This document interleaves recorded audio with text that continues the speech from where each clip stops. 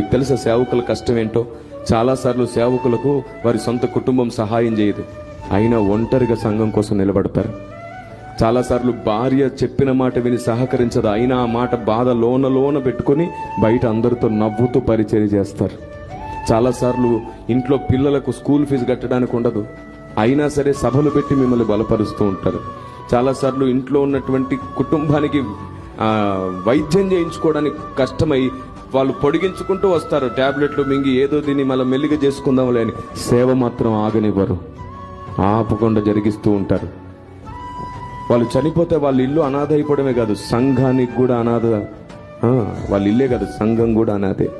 ఎందుకంటే అలాగే ప్రేమించి ఇంకో సేవకుడు నీకు దొరకడు.